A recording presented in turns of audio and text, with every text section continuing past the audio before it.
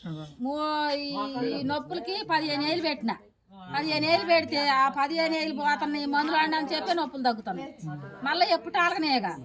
అయితే ఇక నేను ఈ బాధ పడలేమని ఈ మందులు వాడలేమని ఏం చేసినా ఇక ఆపరేషన్ చేయించుకుందామని సంకల్ప హాస్పిటల్కి పోతే ఆ డాక్టర్ గారు అన్నాడుగా, అమ్మ లచ్చన్నర తీసుకొని రా, మళ్ళీ 50 ఏళ్ళు నీకు పైన ఖర్చులు అయితే అని చెప్పిండు. చేతి సర్లే సారు అని ఇక నేను ఏం చేసిందంటే మా ఆయన పోతే పోయినాయి 2 లక్షలు పద్దాకి ఈ నొప్పులతో ఆడ తట్టుకుంటావే 2 లక్షలు పోతే పోయినాయి చేపించుకుంది కానీ ఆపరేషన్ అని డబ్బులు తెచ్చుకున్నాం.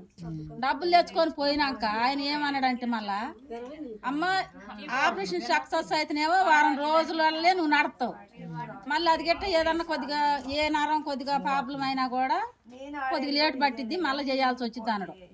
ఇక ఆడ మాకు భయం అయింది. ఇక భయం అయ్యి ఇక ఏమన్నాడుగా, మా అమ్మ ఇక ఏదన్నా జరగడానికి జరిగితే ఇక మంచంలో ఉండాలి, మనకు చేసేవాళ్ళు కూడా లేరు, ఇక నొప్పులో గిప్పులో ఇంటికాడ వండి పెట్టినా చాలే, ఇక ఉందాంలే ఎట్టా అని ఇక నేను పని బంద్ చేసిన. అసలుకి ఇక పని బంద్ చేసి ఇంటికాడనే ఉంటున్నా.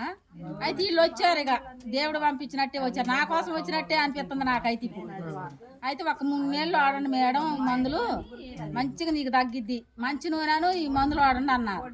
అయితే నేను ఫస్ట్ పోయి మంచి నూనె తెచ్చుకోవాలి, నా బాధ అట్టుంది, మంచి నూనె అయితే తెచ్చుకోవాలి. నేను ఫస్ట్ పోవటం మందులు తెచ్చుకున్నాయి, అవి 3 రకాలు తెచ్చుకొని వాడినాక మళ్ళీ 10 రోజుల తర్వాత మంచి నూనె తెచ్చుకున్నా. ఆ మంచి నూనెకి ఈ మందులకి అసలు ఇక నాకు నొప్పులు లేవు. వాళ్ళు 3 నెలలు చెప్పారు కానీ నాకు 15 రోజులకే మంచిగా అయినాయి. అసలు మంచిగా నడుతున్నా, పంచలకు పోవటానికి సిగ్గు అయింది అయ్యా నాకు నడక. అంత నొప్పులు తగ్గినాయి నాకు, ఫ్రీగా ఉన్నాను ఇప్పుడు మనిషిని కూడా.